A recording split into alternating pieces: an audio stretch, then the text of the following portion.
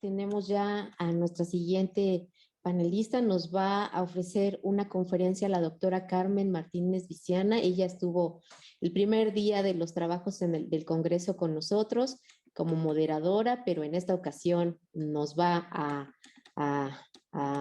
brindar una conversación en torno a los desafíos de la salud pública post-pandemia.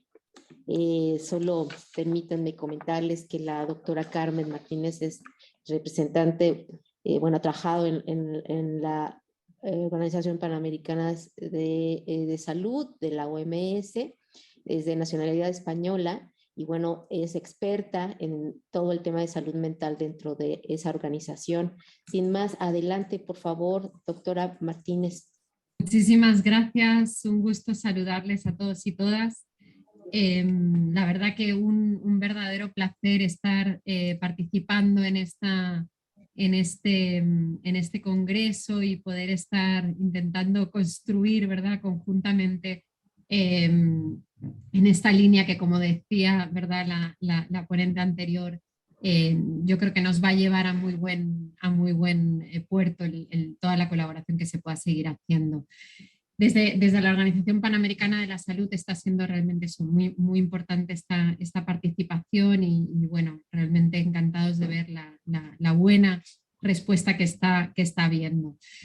Durante el Congreso han habido ya muchos aspectos que se han comentado de lo que yo hoy quisiera comentar sobre esos desafíos de la salud pública post-pandemia, ¿no? Para empezar, un comentario muy general es que es difícil, ¿verdad?, hablar de pospandemia aún en estos momentos cuando es muy difícil prever, ¿no?, cuál va a ser un poco la evolución, pero sí que yo creo que cada vez tenemos un poquito más claro algunos aspectos en este sentido, ¿no? Voy a abordar básicamente tres grandes temas con algunos subtemas que aquí los pueden ver en la diapositiva. Toda la primera parte voy a intentar hablar un poquito del panorama de salud mental antes de la pandemia, con aspectos como carga de salud mental, como algunas tasas, etcétera, y elementos que están bien relacionados con la salud mental también. En un segundo momento me dedicaré un poquito más a la parte de la situación de COVID y en ese sentido de la situación general y cómo toda esa situación está llevando a repercusiones evidentemente en la salud mental y en aspectos muy relacionados como la violencia y el uso de sustancias y cómo ha impactado en los servicios. Y en un tercer momento, a partir de todo esto, hacia dónde deberíamos de ir, ¿no? ¿Cómo sería esa esperada reconstrucción de una mejor salud mental? ¿Cuáles serían acciones prioritarias que proponemos? ¿Por qué? ¿Cómo? Vamos a intentar ver algunas iniciativas y terminar realmente con ese planteamiento de esas necesidades que son absolutamente urgentes y los desafíos que se plantean. Vamos a pensar en primer lugar sobre esa situación prepandemia. La carga de salud mental, como sabemos, la podemos medir desde diferentes indicadores. Uno de ellos sería los años perdidos por discapacidad, que en el caso de los trastornos mentales neurológicos por sustancias son atribuidos en 34%. Estamos hablando de un porcentaje evidentemente muy importante. Se puede combinar evidentemente con otro tipo de indicadores, pero yo creo que este nos deja bastante clara la situación, ¿no? Y si nos vamos específicamente a pensar en trastornos mentales más prevalentes, encontramos, como sabemos, en primer lugar la depresión y la ansiedad en el mundo, ¿verdad?, en general. La depresión sería la primera, la más prevalente en el mundo. En el caso de la región de las Américas nos encontramos que la primera sería la ansiedad y la segunda la depresión, ¿no? La depresión, las estimaciones nos dicen que un 4,7% de la población se estima que tendría trastornos del orden depresivo, ¿verdad? Esto de acuerdo a datos de una publicación misma de la OPS con datos de la OMS, evidentemente, del 2017. Suicidio, evidentemente otro de los temas tan importantes y que ya se ha estado también abordando, ¿verdad?, durante el Congreso. Los últimos datos que tenemos nos dicen que las estimaciones dan que desde el 2000 al 2020 ha habido un crecimiento progresivo. Nos encontramos en el 2020 con un 8,98 por 100.000 habitantes de tasa. Realmente es una preocupación muy importante. Se están haciendo acciones y ahí quisiera también reconocer todo el esfuerzo de México en esta estrategia tan importante a nivel nacional y todos los esfuerzos que se están haciendo para la prevención, pero seguimos ante un panorama preocupante a nivel mundial y a nivel regional, y tenemos algunos de los países de la región que están encabezando entre los 10 primeros con mayores tasas en el mundo, ¿no? Y además de la situación como tal de la carga, ¿verdad?, hablamos de una inversión muy insuficiente aún en salud mental. En la mayoría de los países de la región de las Américas, solo entre un 1 y un 5% del presupuesto de salud se asigna a salud mental.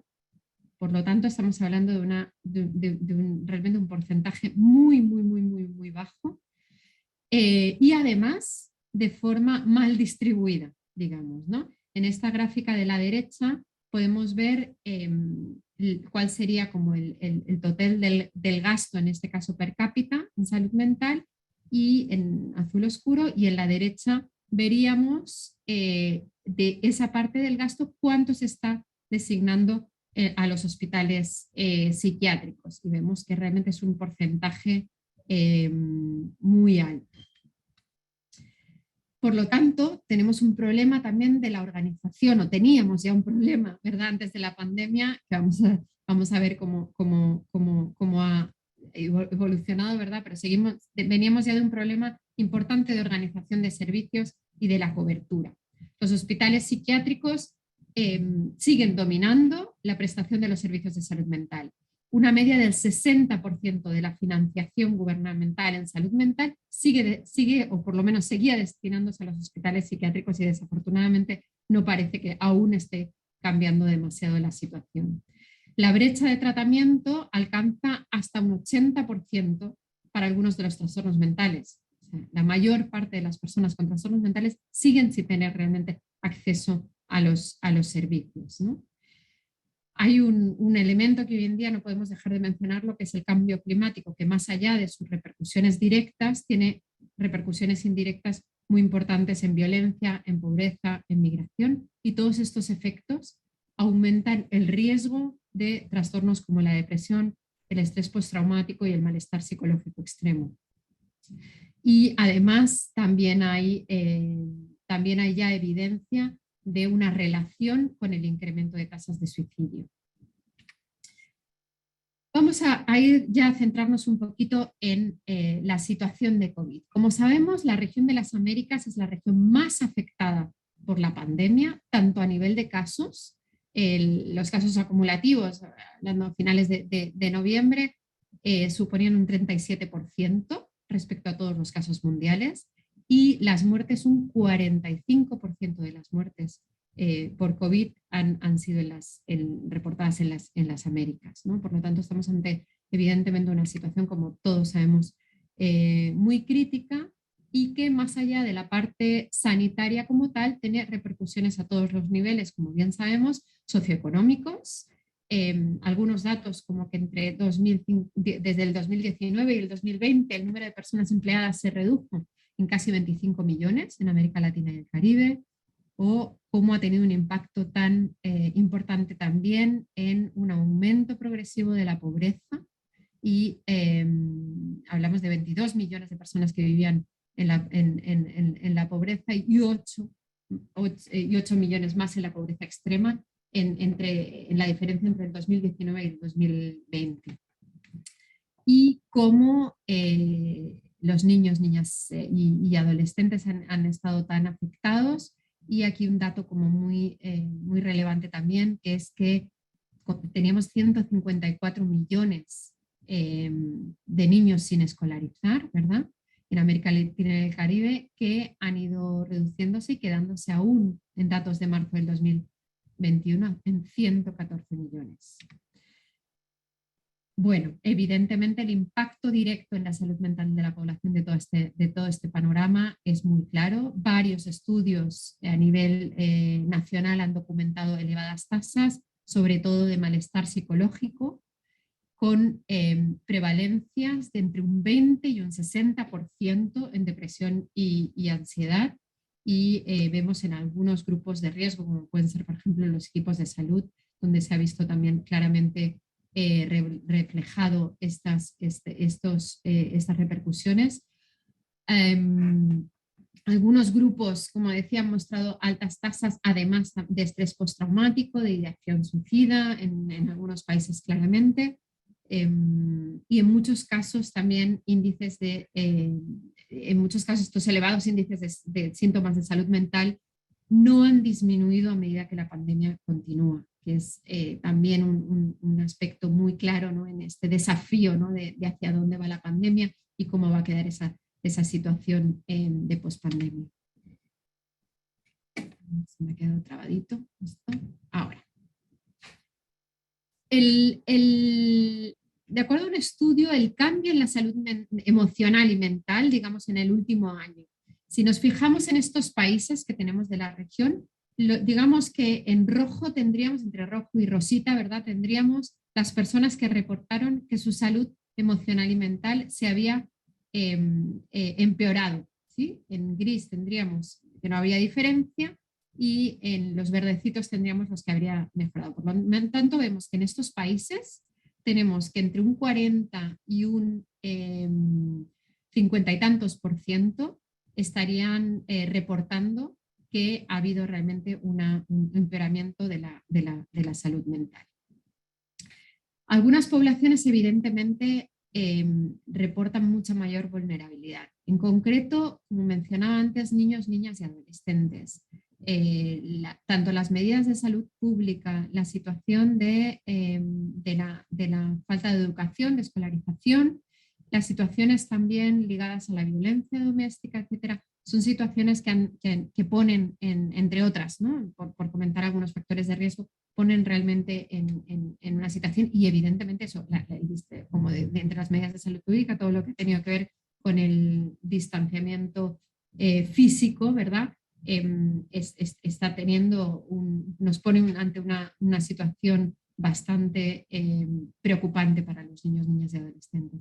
Los equipos de salud y en general los equipos de primera línea de respuesta, ¿verdad?, los servicios esenciales, etcétera, que bueno, la sobrecarga que han tenido, los niveles de estrés, etcétera, e incluso esos aspectos que tienen que ver, por ejemplo, con el miedo, ¿verdad?, al contagio, etcétera, ponen también en riesgo a este grupo específico.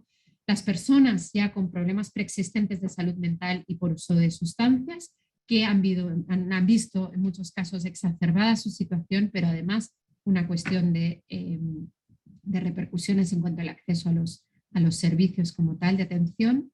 Los migrantes, las minorías étnicas y las poblaciones indígenas también se han evidenciado en cuanto a su mayor vulnerabilidad, y evidentemente las personas con COVID-19 o las que siguen recuperándose en estos momentos. Y no podemos dejar de mencionar la violencia y el uso de sustancias, ¿no? En una encuesta rápida de la OPS mostramos una prevalencia de consumo excesivo de alcohol durante la pandemia. También en cuanto a la violencia, destacar que han aumentado los casos de denuncia en muchos casos, y en este caso particularmente el maltrato infantil y la violencia de pareja contra las mujeres ha sido particularmente importante, y hay que situar que tanto el uso de sustancias como la violencia son factores de riesgo muy relevantes para los problemas de salud mental. Todo esto, además de la situación como tal, de las necesidades, del impacto, la salud mental viene aún con un factor aún más complejo del impacto que ha tenido en los servicios mentales, neurológicos y por uso de sustancias. La salud mental ha sido una de las áreas claramente considerada como servicio de salud esencial en los países. Sin embargo, la interrupción de estos servicios ha sido la más elevada. Entre los diferentes servicios esenciales, el que más interrupción ha tenido han sido los servicios para los trastornos mentales, neurológicos y por uso de sustancias en un 60%. Hubo una encuesta que se hizo el año pasado, otra este mismo año, y tenemos esos datos un poco comparativos, ¿no? Estos son, tenemos en el gráfico los diferentes servicios como más específicos a nivel de salud mental y neurológicos y por uso de sustancias. Los que más se han visto afectados, evidentemente, son los programas de salud mental escolar, ¿no?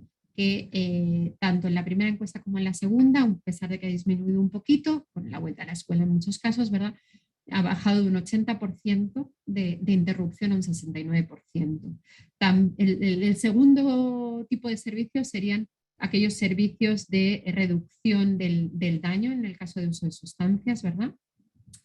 Y luego quisiera destacar también que en algunos casos, entre la encuesta del 2020 y la del 2021, ha habido incluso mayor interrupción en el tiempo, ¿verdad? Este es el caso de los servicios de gestión en urgencias como tal, de los mentales y de trastornos mentales y neurológicas, o de las manifestaciones, la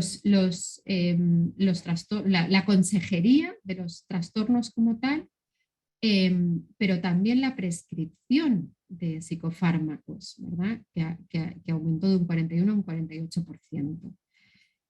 También quisiera un poco destacar que en el caso de los servicios para adultos mayores de salud mental también ha aumentado un 62 a un 67%. Por lo tanto, nos deja realmente ante una situación bastante preocupante el cómo están evolucionando. En estos momentos se están recogiendo datos en una tercera encuesta y esperamos tenerlos en un tiempito. ¿Cuáles son, si ya miramos un poquito más de los efectos a largo plazo sobre la salud mental? ¿Cuáles estamos viendo que son? Bueno, nos preocupan definitivamente los efectos emocionales y del desarrollo en los niños y niñas, ¿no? Como he comentado, las interrupciones en la educación, también en la atención sanitaria como tal durante la pandemia, pérdida de cuidadores, dinámicas muy complejas en las familias, etcétera, ¿no? Y bueno, comentar que algunos ejemplos de manifestaciones mentales y neurológicas, ¿verdad?, muy claras directamente de las personas con la condición de COVID-19 a largo plazo son la ansiedad y la depresión y los dolores de cabeza. Mi compañera Leticia Silvela, que va a estar presentando en la siguiente mesa redonda, va a explicar un poquito más de esa parte de las condiciones, de las manifestaciones clínicas como tal de la COVID-19 a nivel mental y neurológico. Yo ahora quisiera más bien puntualizar sobre la condición post-COVID, que es como se le está llamando, ¿verdad?, a esa condición un poquito más como a largo plazo, de los efectos a largo plazo de la COVID-19. La definición de la OMS de este año, de esa condición post-COVID, nos arroja algo muy relevante en nuestro sector, que es que los síntomas comunes, que son muy diversos, pero los comunes que se destacan han sido la fatiga, la dificultad para respirar y la disfunción cognitiva. Por lo tanto, dos de estos síntomas son del área mental y neurológica, y es muy importante, por lo tanto, tenerlo en cuenta tanto a nivel de tratamiento como a nivel de la rehabilitación. Podemos además ver entre todo este panorama de los síntomas que se siguen reportando, ¿verdad?, en la condición post-COVID, hemos marcado en negrita cuáles estarían en el área, digamos, mental y neurológico, por lo menos relacionados, ¿no? La fatiga, los dolores de cabeza, los problemas de memoria, los dolores o espasmos musculares, neuralgias, la sensación de pinchazos, trastornos del sueño, alteraciones del olor y del sabor, la ansiedad, la disfunción cognitiva a nivel cerebral y la depresión. ¿Cuál es la respuesta que se propone para la condición de post-COVID a nivel de los sistemas y los servicios de salud. 3 aspectos fundamentales: el reconocimiento, la investigación y la rehabilitación, ¿no? Y en este sentido es fundamental que sigamos invirtiendo en mayores mecanismos de coordinación y la inversión, evidentemente, en el primer nivel de atención y en los recursos humanos. Resumiendo mucho cuál sería ese impacto, ¿verdad?, de COVID a corto e incluso a largo plazo, vemos que hay un aumento de los estresores, ya he mencionado algunos, los factores de riesgo, la disminución de la disponibilidad y la accesibilidad de los servicios, veíamos la interrupción de muchos de los servicios, y al mismo tiempo el aumento del desarrollo y la exacerbación, la recaída de las personas con trastornos mentales neurológicos y por uso de sustancias. Por lo tanto, esto nos deja un cóctel bastante preocupante. Bueno, la salud mental y esa situación, digamos, extendida de COVID, ¿no?, nos arroja también una serie de consideraciones generales. Es importante tener en cuenta que las intervenciones tienen que ser acordes con esas necesidades concretas identificadas. Vemos que a medida que nos centramos en grupos específicos, tenemos cada vez más nos damos cada vez más cuenta de necesidades muy concretas y de cómo tienen que estar adaptados esos recursos y esa respuesta, ¿no?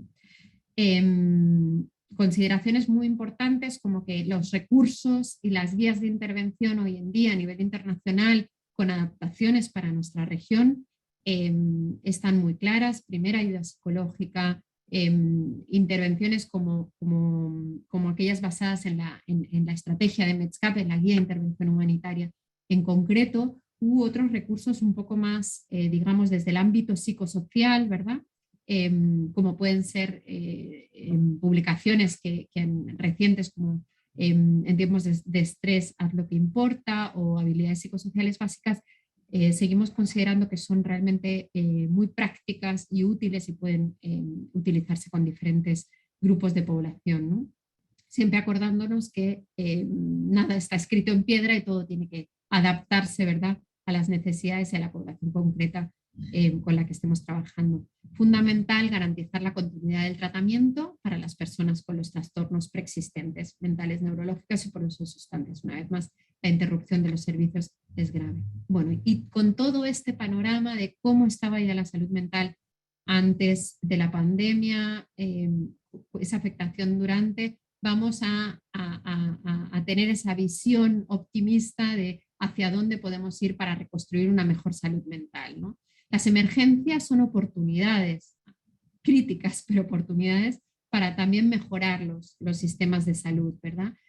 Tras las emergencias hay momentos también en los que hay posibilidades, hay voluntad y posibilidades reales para una mayor inversión, y hay que aprovecharlo para que no sean inversiones puntuales de respuesta inmediata a la emergencia, sino que vayan a contribuir en esa reforma de los sistemas de salud, siempre hacia un enfoque, ¿verdad?, comunitario. Y es importante eso, intentar que esta inversión sea realmente a largo plazo y no nos quedemos con intervenciones muy puntuales. ¿Por qué es importante reconstruir mejor?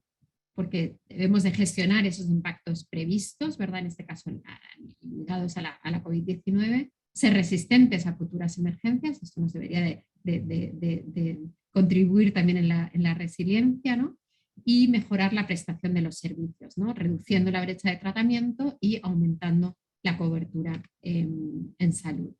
Ya desde bastante el principio de la pandemia, en mayo del 2020, hubo un informe de políticas de Naciones Unidas, ¿verdad?, que nos alimentaba como esa visión hacia dónde ir.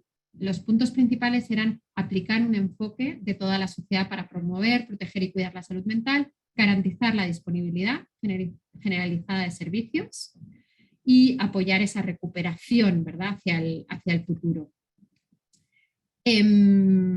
Bueno, voy a saltarme un poquito esto para poder ir concluyendo. Hay algunas iniciativas globales y regionales. En este año, a principios de año, en enero, hubo una decisión del Consejo Ejecutivo de la OMS sobre promoción de preparación y respuesta en materia de salud mental para las emergencias de salud pública, que, entre otras cosas, llevó también a que en esta revisión del Plan de Acción de Salud Mental Global, que se extendió del 2013 al 2020, ampliándose al 2030, perdón, se incluye incluso un objetivo sobre salud mental y apoyo psicosocial en emergencias. Y a nivel regional es importante destacar que el plan regional que concluyó en el 2020 ahora mismo nos posibilita estar precisamente en discusión con los Estados miembros para ver una oportunidad de cómo se puede incorporar también esta reconstrucción después de la crisis. Mencionar que todo este trabajo es fundamental que sea a nivel intersectorial. Salud es clave, pero no podemos dejar de trabajar con educación, con protección, con vivienda, con trabajo, ¿verdad? Con asuntos sociales. Bueno, desde la OPS nos hemos enfocado en varias de las áreas, solo mencionar que de las fundamentales son los mecanismos de coordinación, todo lo que tiene que ver con la prestación de servicios, el desarrollo de capacidades y las estrategias de comunicación. Se han desarrollado muchísimos recursos, tanto a nivel comunicacional, a nivel de cursos virtuales, a nivel de webinars. Por ejemplo, en este año, además de que el año pasado llegamos a tener toda una serie de webinars todas las semanas sobre salud mental y COVID, este año ha habido una serie de webinars un poco más a nivel de alto nivel, y ya sí que para concluir, ¿cuáles podemos resumir que serían esas necesidades urgentes y desafíos? Posicionar la salud mental y el apoyo psicosocial como un área prioritaria para el bienestar de la población, pero no podemos dejar de hacerlo desde un posicionamiento no únicamente teórico, sino que se transcriba realmente en un trabajo, en un enfoque, en la prestación de los servicios, ¿verdad? En este enfoque tan importante de la cobertura universal de salud, que implica, ¿verdad?, ese trabajo desde el primer nivel de atención y hacia todos los niveles. La integración también de los servicios de salud mental en todas las actividades que tengan que ver con emergencias, en la preparación, en la respuesta, en la recuperación. El acceso a las personas que presentan una situación de alto riesgo y vulnerabilidad. Aprovechar las tecnologías innovadoras, incluida la telesalud. Estamos haciendo bastante trabajo de apoyo en este sentido, y los países, México también tiene experiencias muy interesantes en este sentido, y otros países. No podemos dejar de lado la importancia que tienen los datos, la vigilancia epidemiológica y la investigación, y sin una asignación financiera no vamos a poder hacer grandes avances. Así que con esto, muchísimas gracias por tener esta oportunidad de compartir y por escucharme, y por supuesto atenta a preguntas o comentarios.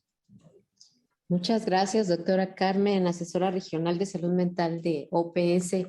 Fíjese que muchas de las preguntas que fueron llegando por parte del público, usted las contestó en su lámina final de los desafíos. Justamente querían saber qué es lo que tienen que hacer los gobiernos de los países para poner manos a la obra en esta gran brecha de solución de problemas y atención a la salud mental. O algunas de las preguntas que llegaron tienen que ver con cosas tan prácticas como si la OPS tiene considerado un umbral o dato de inversión en salud mental, ¿no? O qué porcentaje de psicólogos creen que debe de tener un país para poder atender esta situación, ¿no? Incluso había preguntas personales del estilo, oiga, tengo los síntomas que la doctora Martínez está planteando en esta lámina, me preocuparía, me estoy un poco preocupado, ¿qué puedo hacer al respecto? ¿Qué me recomienda? En fin, ha desatado su presentación una serie de inquietudes. No sé si quiere hacernos un comentario final al respecto. Muchísimas gracias. Muy brevemente, porque sé que consumí el tiempo. Creo que sí, los desafíos y esas necesidades urgentes creo que los puedo un poco resumir. Yo creo que tanto a nivel de los países como a nivel de los servicios, pero también a nivel de la comunidad, hay grandes posibilidades para seguir avanzando. Creo que hay cuestiones que se pueden abordar desde los servicios, pero hay muchas cuestiones comunitarias de apoyo mutuos, de identificación, de apoyo de pares, etcétera, etcétera, que se pueden trabajar también a nivel comunitario. Respecto, me estaba despistando yo ahora con la pregunta que quería contestar de lo que dijiste, perdona, me he despistado. Lo de si hay un umbral de inversión o de psicólogos por país que usted recomiende. Como Sí, perdón experta, que me despisté. no pasa nada. Realmente no tenemos unas tasas esperables ni en cuanto al porcentaje de inversión ni en cuanto a los recursos humanos como tal. ¿Por qué? Porque depende del modelo de servicios. El enfoque tiene que ser claramente un enfoque comunitario y descentralizado, ¿no? Desde el primer nivel de atención subiendo hacia los servicios especializados. En función de cómo esté ese modelo, sí se pueden hacer una serie de cálculos sobre los recursos humanos, pero es un trabajo tedioso y no vale replicarlo en los diferentes países. Por eso no ofrecemos normalmente este tipo de datos en concreto en salud mental, pero sí que tenemos datos muy claros de la inversión en tanto financiera como de recursos humanos que nos dicen que es absolutamente insuficiente. Entonces, por mucho que haya avances en ese sentido, aún necesitamos una inversión muy clara y ese para mí sería un mensaje muy clave en cuanto a la necesidad de la inversión, pero también la necesidad del desarrollo de capacidades a todos los niveles, sobre todo en los equipos de salud. Muy bien. Pues muchísimas gracias, doctora Carmen. Les recuerdo que tenemos 1,200 personas conectadas a las que ha llegado este importante mensaje y los que siguen. Entonces, gracias por ser socia de este evento y lo invitamos a que esté en el siguiente año porque vienen muchas más actividades en la materia.